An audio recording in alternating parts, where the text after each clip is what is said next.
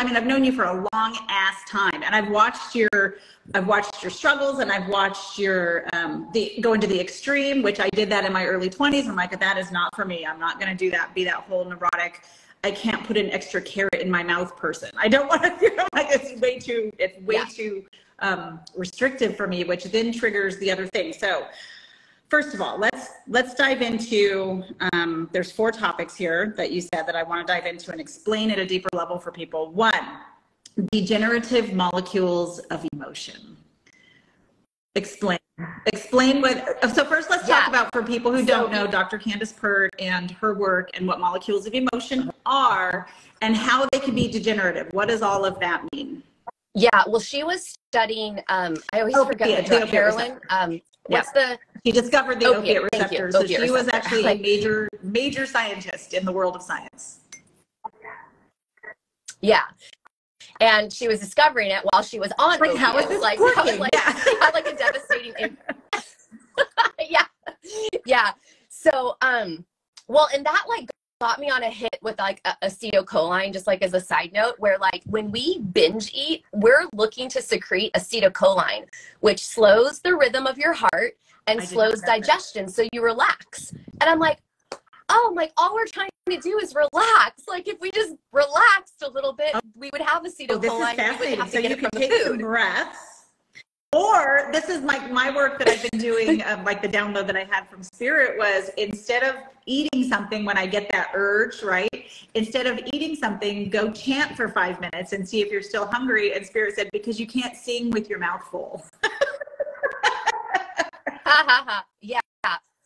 But you know what? The other thing too is that we're thinking about binge eating all wrong. We all like think about like, what are we going to do when we want to binge? It's everything leading up to it.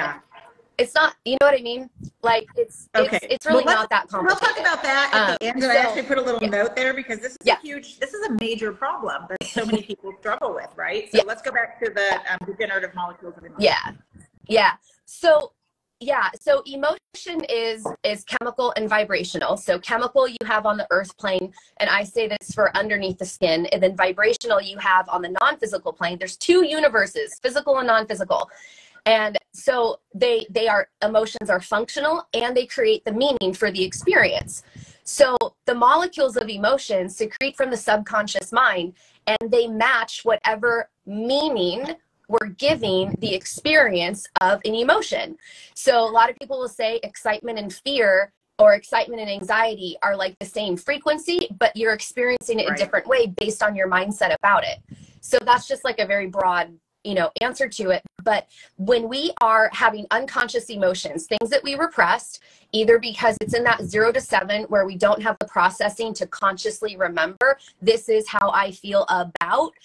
And if we had a traumatizing event that was too much for us to handle, that we just shoved it to the back at any age, if we have something that carried with us through our lineage, then that unconscious emotion is still active. It's still who you are, but you don't know who it is. So if it's still active, it's still functioning. It's still attracting the outside experience to reflect back to you what that emotion is. That's why you keep experiencing the same shit in a different package.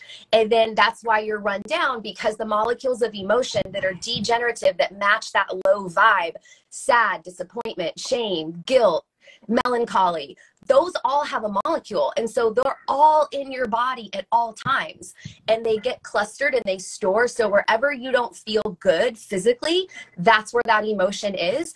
And whenever you look at yourself in the mirror and you don't like that body part,